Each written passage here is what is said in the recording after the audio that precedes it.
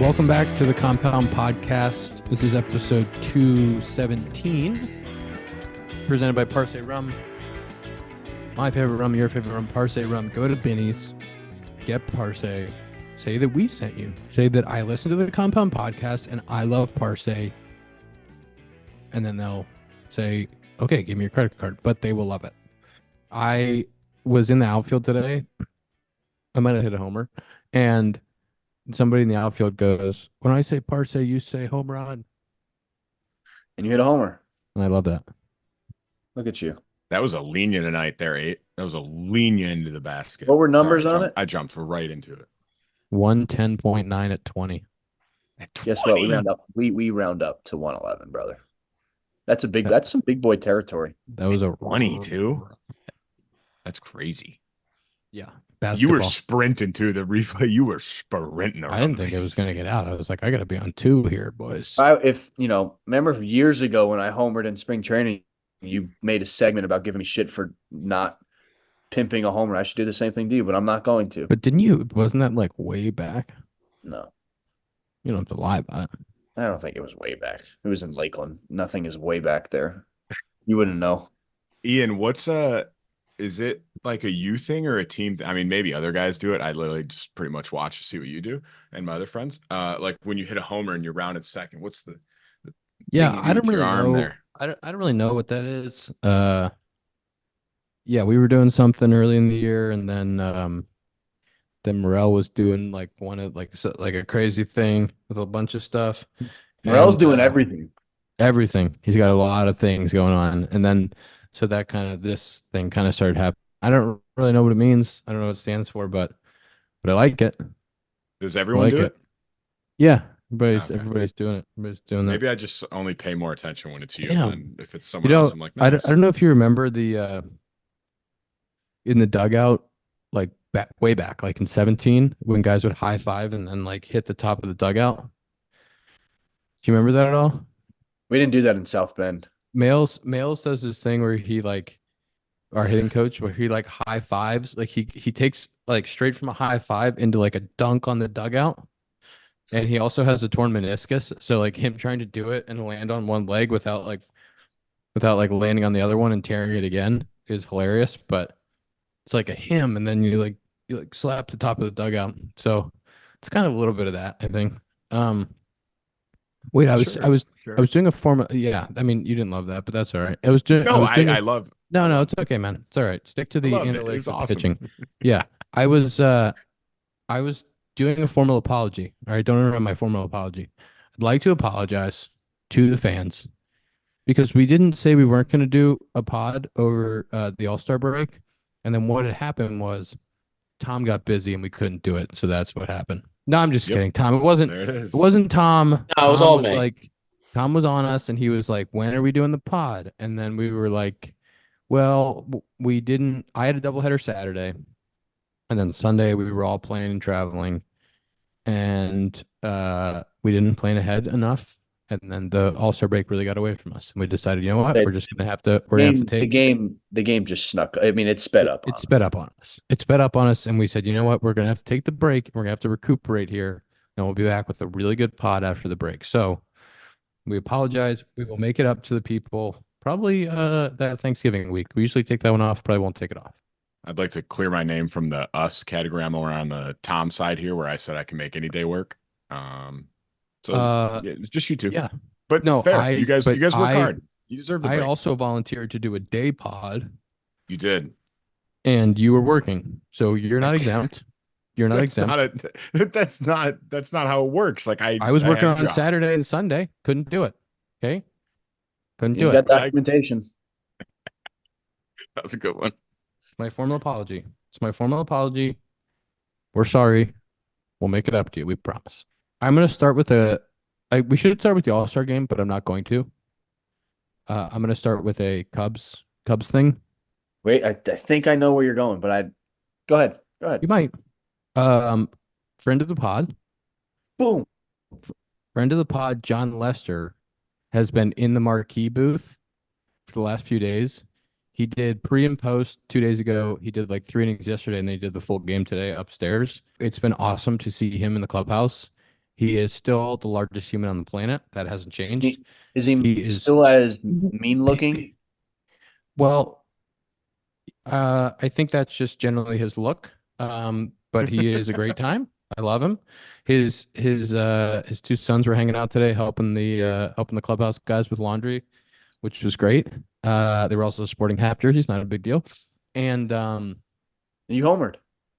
yeah, You're I like homered. the only guy still on the team from when Lester was there. Hendricks too. Hendricks too. Okay, I fair. did.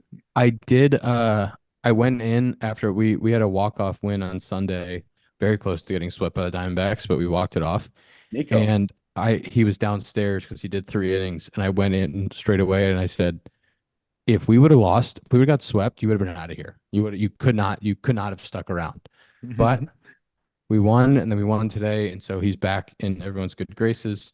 It's been great to see him. He is awesome, and I'm very happy for him. There was a really cool.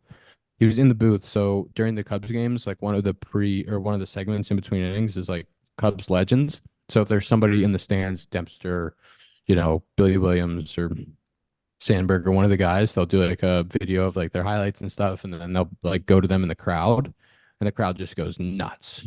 So they did Lester's. So like him Game 7 of the World Series throwing, and then like they shot to him in the booth, and I think he was getting emotional.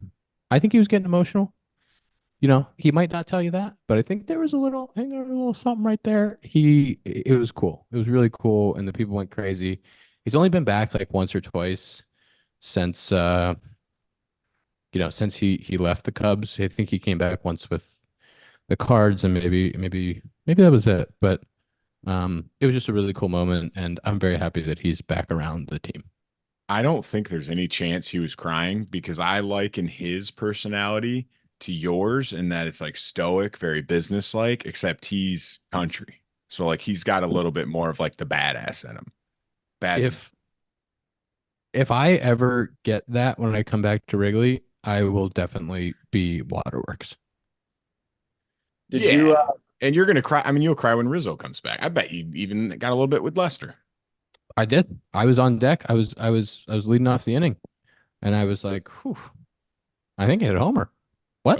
Was it that at bat? did you ask him how he liked it?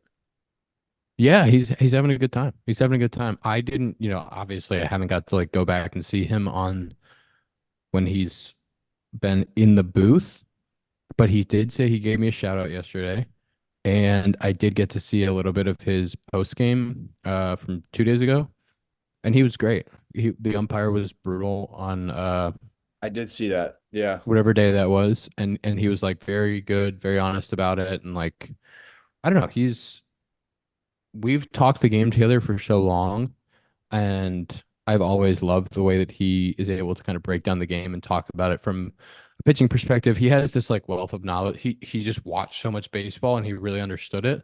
And so to be able to listen to him talk about that on air or, on a post game show and do it in a really digestible way is just cool to see. I didn't know if he would do this. I didn't know if he would be a guy that would actually want to come back. Like he doesn't have to, right? Like he's good, but I think he's genuinely enjoying it, and it's really cool to see.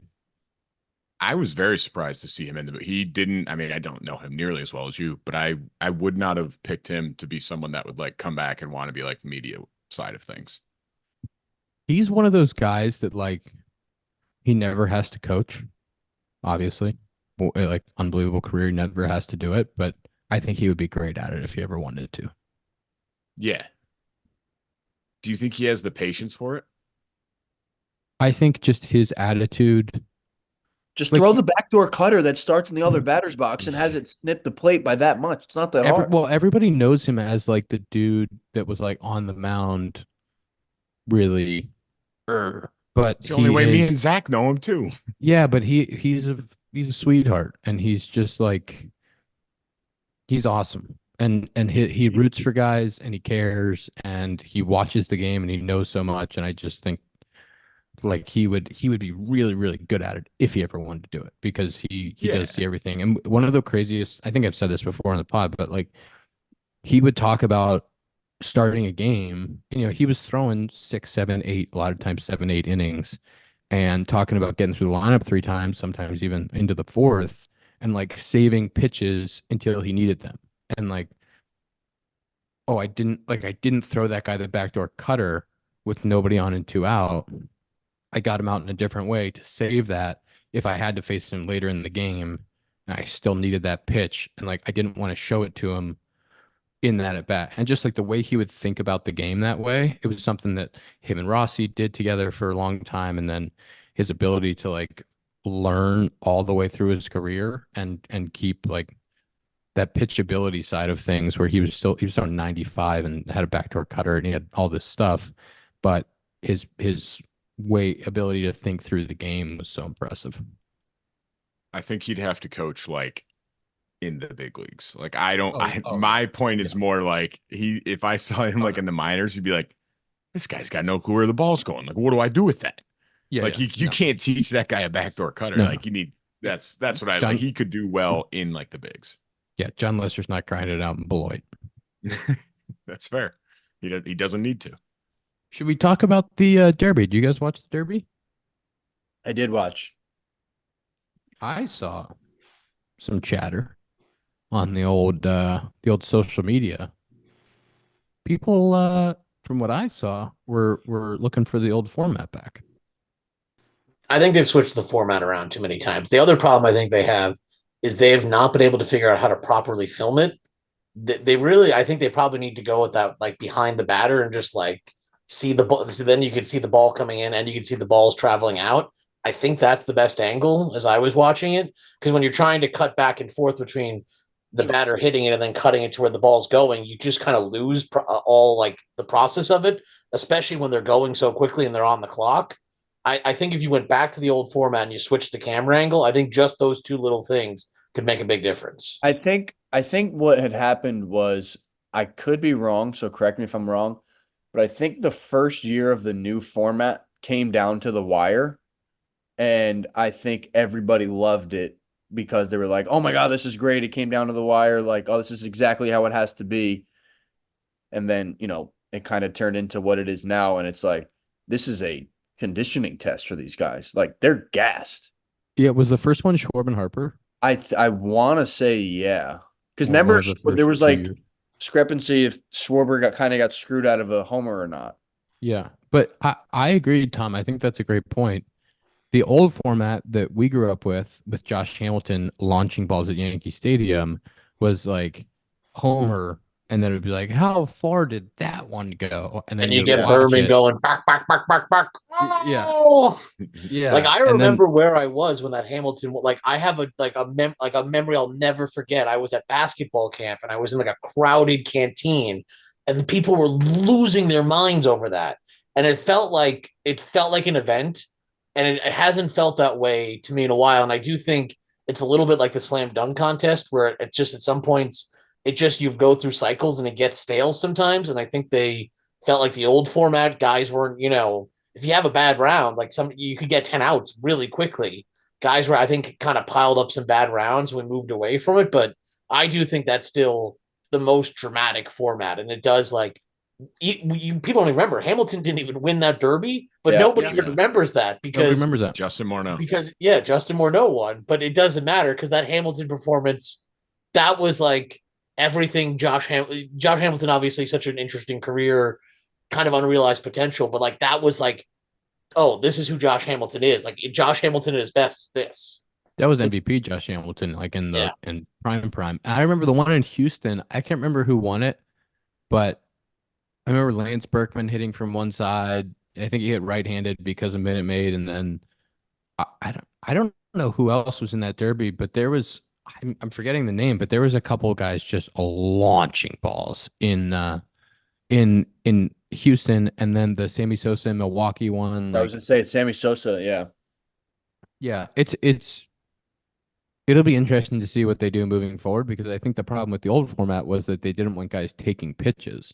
that's what I was That's gonna what say. happened. Guys would there Yeah. was the lack of action. They couldn't control how long it would be for television because guys would take pitches if it wasn't the right pitch to hit a homer on. And then that's kind of what led to this new timed format, and it gives them kind of a nice timing window where they can really format for TV. But it is interesting just at like the cycle of the way people think about it. It was super exciting. Now it's not as exciting anymore. So how do they make it, an event that you want to watch again? Ian, would you ever do it if they asked you? Yeah, I mean, I wouldn't say no. I would never get asked, but I wouldn't say no. Would you hit righty? Maybe actually. You'd have to work on that attack angle, I feel like I can control the ball better right-handed. I don't my lefty BP homers they're not really in there. Fair. Um, Maybe try a little bit of both. See which one heats up. Yeah. I think I I'd be a know, little nervous. I think I'd have a little bit of a fast heartbeat. Oh yeah. that's what I'm pretty sure Matt Olson said that recently. He was like, when I went out there, it was like the most nervous I've been in a long time. I think Zach, I'd be have you ever tried to throw BP? I love throwing BP. I was just gonna say if Ian does it, like I just pictured you, and I'm like, I feel like Zach throws a great BP I because love you have throwing like that BP. short arm. I bet it's real good. I grew up doing it, dude. Like we used to have a cage in Yeah. my house, and all my friends would just come over, and I would just throw, and my brothers obviously, and Maybe that's why I your loved elbow it. hurts all the time. Oh shit. Bottom of the ninth. 2 outs. Bases full. Down 3. The crowd on their feet. The drama of baseball is real. And so is all the action on the DraftKings Sportsbook. From the first pitch to the final out, DraftKings has you covered with same-game parlays, live betting, odds boost, and so much more.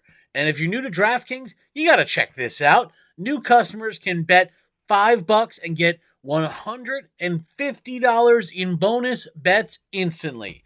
So download the DraftKings Sportsbook app now and use code COMPOUND. New customers can bet just $5 and get $150 in bonus bets instantly. That's code COMPOUND only on DraftKings. The crown is yours. Gambling problem? Call 1-800-GAMBLER. Or in West Virginia, visit 1-800-GAMBLER.net. In New York, call 877-8-HOPENY or text HOPENY 467-369. In Connecticut, help is available for problem gambling. Call 888-789-7777 or visit ccpg.org. Please play responsibly. On behalf of Boot Hill Casino and Resort in Kansas, 21 and over. Age varies by jurisdiction. Void in Ontario. Bonus bets expire 168 hours after issuance. See dkng.co/baseball for eligibility and deposit restrictions, terms, and responsible gaming resources. Jack, can I ask you a off-topic question? Maybe Sure. on topic about throwing BP. Would you ever be a hitting coach? I love hitting so much. Like it truly is a passion for me, and I wish that it showed up a little bit more, obviously, for more than one reason. But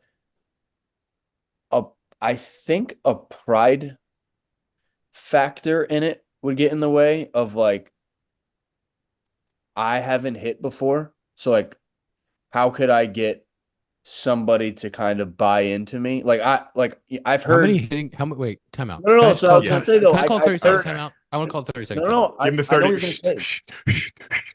It's been awarded. Sorry, we granted the timeout. Ian. How many good hitting coaches have you had in your career that were like phenomenal players? I totally agree. I am with you 1000%. But I've heard people throughout my career saying like, what the fuck does this guy know? He doesn't, he never played. He doesn't know what it's like to get in there. And it's like, You do. I do, yes.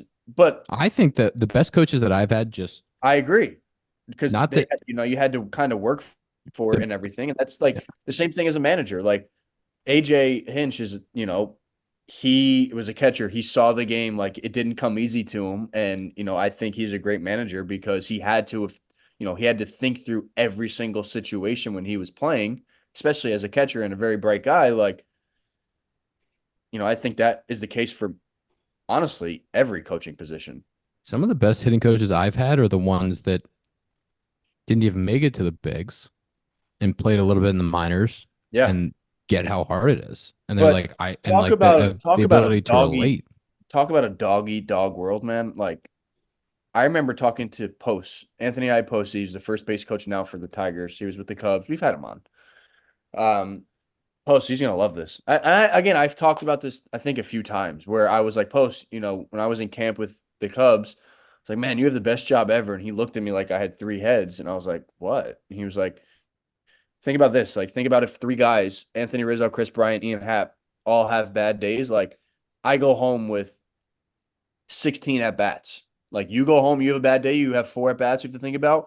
You have 16, and like, oh, great, we scored 15 runs, but, you know, Javi went over. It's like, okay, well, why? Like, I have to go home and think about this. And like, even in a position right now, like the Braves are not playing like the Braves of late. And it's like, it's kind of wearing on everybody. And, I'm sure I, you know, knowing who our hitting coaches are, like they're going home every single night beat up.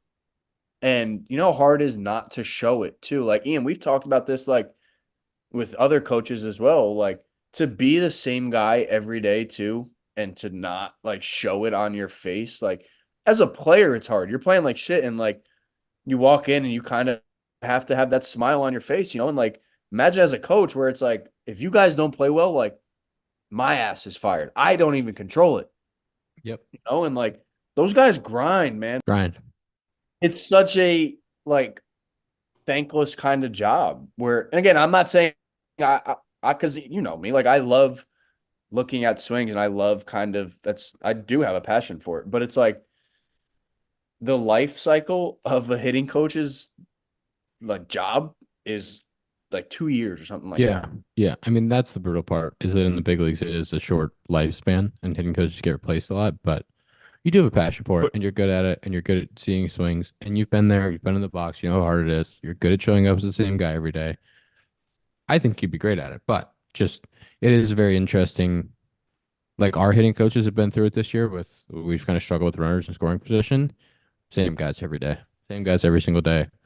Just great attitudes, working on whatever you need to work on individually. Like I will go to my grave saying I think that is one of the most important. Like I will say there's whatever's 1A and 1B, like this is up there for being the same guy every day, whether it's a player or staff, no matter how hard it is, I think is the most important kind of character trait in whether it's a 9 to 5 job, whether it's whatever. But like if you have a leader and a bunch of, guys who are the same person every single day, I think it creates a culture that has its everything kind of aligned in the right way. And I think, I don't know, I wouldn't say it's not talked about enough, but I think that is kind of needs to be instilled in people earlier and to like really hone it in. Like, hey,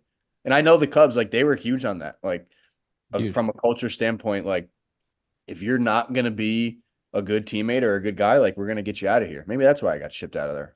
I think one thing that gets underrated, especially when we talk about baseball compared to other sports, is the fact that it's every day. Like people talk about 82 games in the NBA and 82 games in the NHL, but I've talked to people who've worked in those other sports, and there's something about, hey, we got the off day coming. Like in baseball, and I mean, obviously all you guys can attest to it. You have one bad day and that can turn into a bad week, a bad month. Like all of a sudden that shit slides real fast. And it's scary how that can happen. And it's you talk Zach and I gotta give credit to Zach. I think you underrate your ability, Zach, sometimes to talk through situations, to talk to people. You and I have had some conversations. This has been not the best year of my life. And you have this ability, as Ian said, to kind of simplify things and to remind people of, hey, as you said, it's just you got to show up every day. We just got to keep fighting and showing up every day. And that's why I love baseball so much, though, because as bad as, Ian talked about, they had two losses in a row. You're about to get swept in Arizona. You walk that off, you win today. All of a sudden, it feels like a whole different world than it did 48 hours ago. And there's not a sport like that in the world. It's the really cool part about this sport, but it's also the really hard part about it. It's the good and the bad in both. That is so rich, saying that I am good at speaking like that to somebody else. That's funny. You Like don't see it in yourself. I know you don't no, see it and in that's what yourself, I'm but we saying. all see Like that in yourself. no, and it's like the hysterical part. It's like I say to somebody else, like, hey man, you got to keep showing up. And I look myself in the mirror sometimes and I'm like, oh God bless, man. 720 is coming pretty quick. You're the same guy every day when you show up to this pod, and we appreciate you. I am not. we you Nobody wants to accept any compliments on this show. By That's no great. means am I the same guy every day. Zach can attest that. He's been in the locker room with me. I am No, not he the said same guy on every he said day. on the pod. He said on the pod. pod. I was gonna say in the locker room, I was not. I would pout. I was bad. yeah, you were It's powder. hard. You were Dude, headphone it is powder. so hard though because Yeah. again, who is not in a good mood when you're playing well? Right? Like Oh yeah. and who's not in a bad mood when you're not playing well? Like it's hard. Like again, I don't want to word this the wrong way, but like, okay, you have a little bit more security, obviously, than I do. And like, but at the end of the day, like, it's not like you're going there, like, if you play poorly, like, if you're not in a hot stretch, like, oh, it's okay. Like, it's all good. It's like, no, like, you're still, you still have to show up and like do it, you know? Like, it still Yeah. wears on you no matter what. No matter And what. people say, like, oh, yeah, it's okay. Like, you know, his check's still clear and this, that. And it's like, yeah, but like, I think there's a very, very, very small percentage of people who think like that and who kind of live like that, you know, like they can kind of just cash it in. But like for, I would say 99.3% of any athlete, you know, like they're trying to get better and they're trying to figure it out each and every single day. It's really hard to get to this level if you don't have that mentality. 100%. There's a handful of guys who are talented enough that they were always going to be big leaguers, but like to get to this level and not to get to this level, like you have to have that. Like you have to have the want and the desire to get better every single day, to perform, to do your job at the best of your abilities. And when you're underperforming what you think you're capable of, like it is the worst place mentally. It's the worst place in the world. Yeah. We can all think about guys in the minors who had the talent, who had the ability. I think having seen it from an outside perspective, I think so much of it is mental. I think once you're drafted, once you're in the minors, the difference between that guy making the major league roster and the guy in double A and the guy in single A, it's so slight that it really does, it seems like to me, come down to that mental difference of being able just to do what we talked about. The show up on the bad days and show up the next day and be like, I'm the same guy and I'm here ready to hit. Yes, Zach. Okay. No, this is kind of wild how it's kind of coming, like where the conversation is going. Cause I was actually talking to my mental coach about this right before, or not right before, a little bit before we got on, but like talking, this is the first kind of year where I've really bought into, or not even, I wouldn't even say year, last 2 months or so, like mental training. And like, Ian, I know you're huge on it. Like I was always a fighter of it. You know, I was like, you know, me being in a mental like clarity is not going to help me bring my barrel to the baseball. You know, like I was always stubborn about it. And I think watching baseball the last probably few months or so and like getting to see guys more than once over the last few years, it's like, you know, you're as good as that guy across the field, like no matter what you are. And Tom, to your point, this is the first year probably recently that I've actually admitted where it's like, it is 100% mental. Like, not 100%, but like it is very, very mental. And like this year has been very mentally challenging for myself. And that has taken such a toll on my output on the field, like just preparing for a game. And like, you know, it takes a toll on you regardless. But like, and I was always in the camp of like, oh yeah, you know, all the stars say that they have so much fun and you just have to have the confidence in this, that, because I was like, yeah, because they're good. Like, you know, LeBron can wake up and just say like, yeah, you know, you got to be excited to play. You got to do this, that. And it's like, yeah, because he knows he can just wake up and score 30 points, or like, you know, Ian's going to go out there and hit a backside double because he knows he can, or like whatever. But like, I truly think that is, and you hear it all the time. It's so cliche, but like, it is so true. Like a clear mental headspace is like, that's like the holy grail in my opinion. Yeah. And the difference This is- between When what comes first, success or confidence? Right. And And like, I've always been in the camp of like, because again, like even a few weeks ago, right? Like I didn't play for a while and I got a hit in the first or second inning, two RBIs, and like I completely played free for the rest of the game. Where if you can do that without having the success early in the game and playing free, like that's a completely different baseball player. It's a completely different player. yeah, yeah. And the ability from when you show up at the yard to be able to say like, I'm stepping in the box as the most confident version of myself. Like I'm not thinking about the last 3 days. I'm not thinking about what I've done for the last week. I'm not thinking about the fact that I haven't got a knock in 20 at bats. Like I'm showing up as the most confident version of myself, like off the jump. I went I had a day where first game against the Phillies, I went 0 for 4 with 3 punch outs. And I texted the guy that I've been working with and I said like, because I had to get it out. I was like, that's the worst day I will have in the big leagues this year. I got pitched really well. I swung at some bad pitches. Like my swing's not bad. I just didn't see it great today. I'm gonna flush it. And like when I show up tomorrow, I'm gonna be the most confident version of myself. We faced Wheeler the next day. I went 1 for 3 with a walk, and then I had the 4 for 4 day the next day.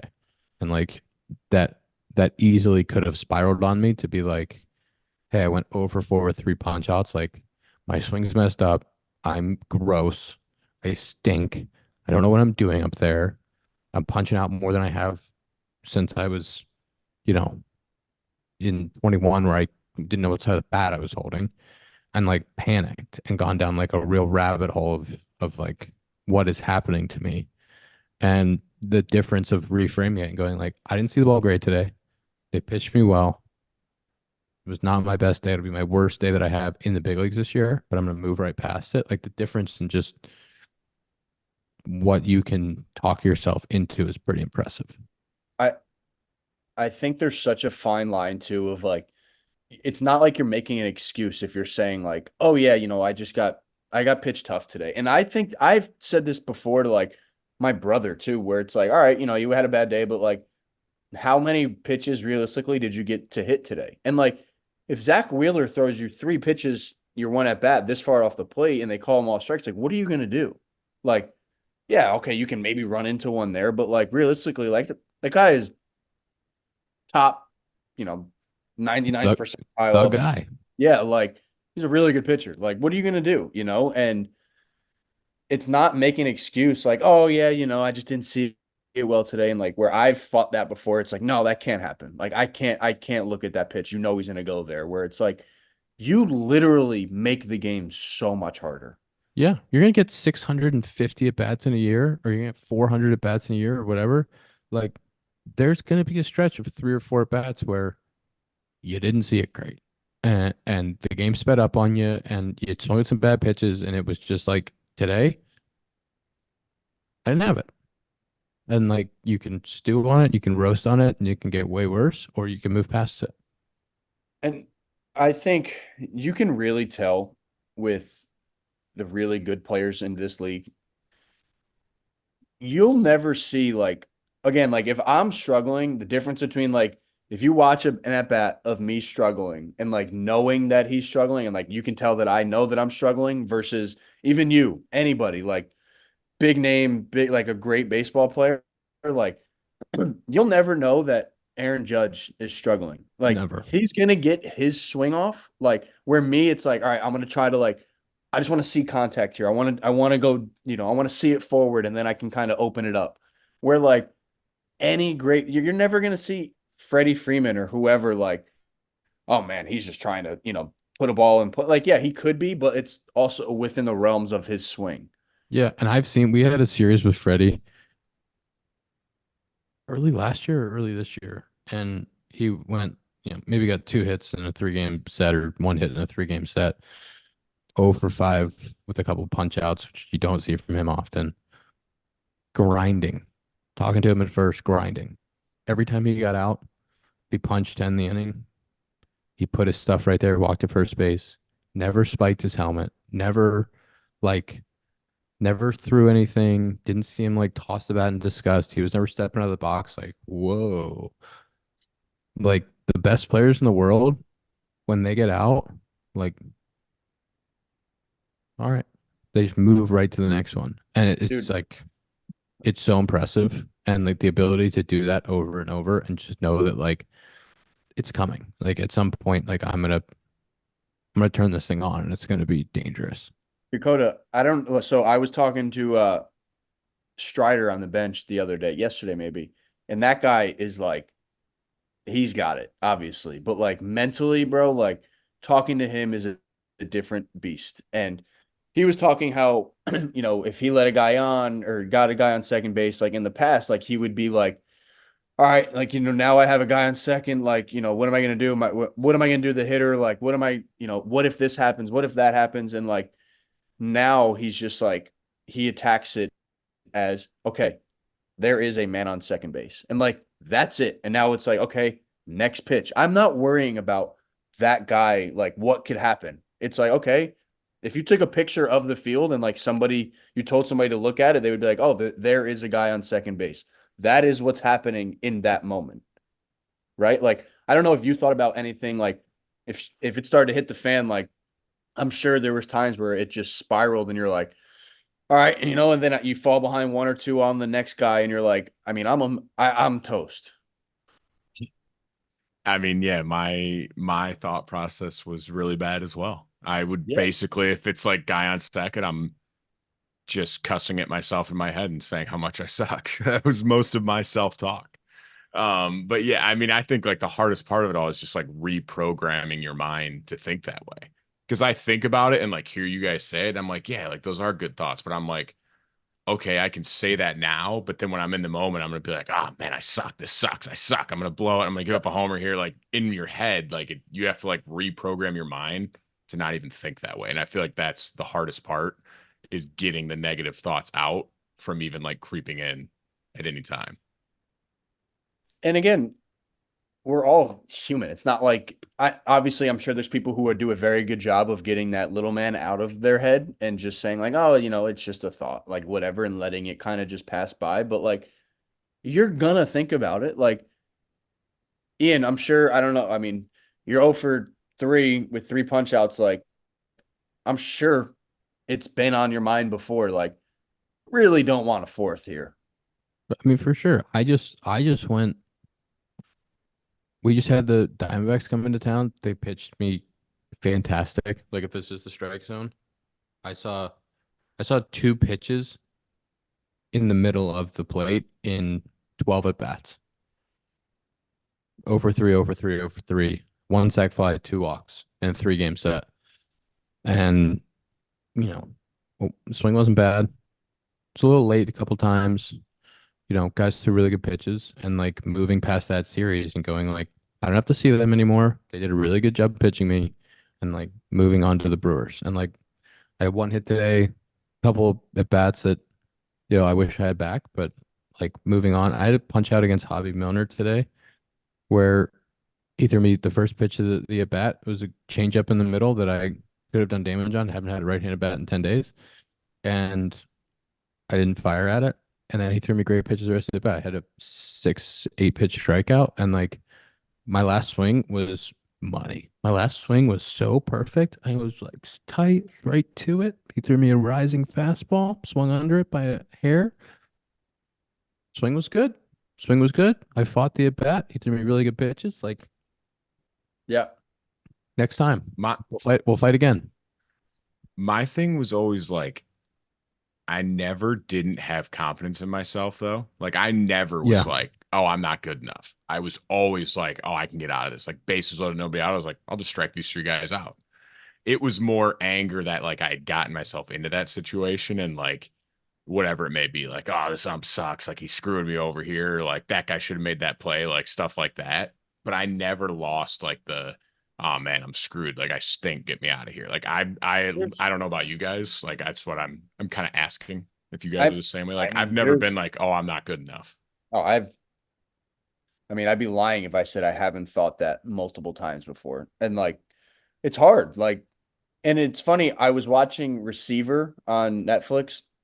It was, the documentary about the wide receivers and stuff. And I made a note to myself, like, these guys, no matter what, you hear them talking on the field to a cornerback, to I don't know who it is, like, even they think that they are the absolute best, like on that field at any given moment. They drop a ball, it's like, it's all right, I'm coming back next play, watch. And it's like, if I put that in my shoes, like if I make an error, right? Like I'm sitting there between however many pitches and I'm like, wow, like that sucked. Like where these guys are like, I dropped it. All right, give it to me again. Here we go. Come on. I'm cooking them. I'm cooking them. And it's like, I just think those are the, four best at their position in the world. And it's like, obviously their ability is there, but that mental aspect of it is, and it's so ironic and hilarious that I'm talking about it like this because I have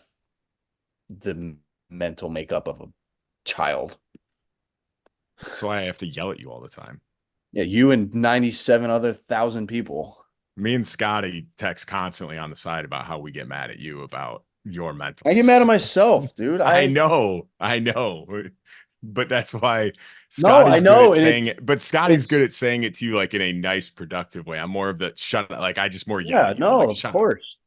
It's hard. It's hard. Like, again, I've said it before, like this year has been tough, but it's like, got to keep showing up, right, Tom? Never know. That's all you can do. I'm gonna switch gears. That was a good chop. How did we get to that? I don't know. I don't know how we got there, but I enjoyed the chop. I do want to talk about the All-Star game. I don't know if you guys knew this, but the All-Star game is brought to you by Bruce Bolt. BruceBolt.us. Bruce Bolt, batting gloves, my batting gloves, white, baby blue, elephant print. Elephant print's out. They got protective. They got arm guards, leg guards, shin guards, arm sleeves. Dakota loves the arm sleeves. He was all about them. Love them. I had 5 of them. Wore them every day. BruceBolt.us. Go check it out. Dakota, you said, we haven't done the pod for a minute. You said you wanted to talk about Skeens, 100 pitches, and getting pulled from the game, and then he ended up starting the All-Star game. So because it was before the All-Star game. I think he was through 7 innings and he was at like 99 or like right at 100 pitches.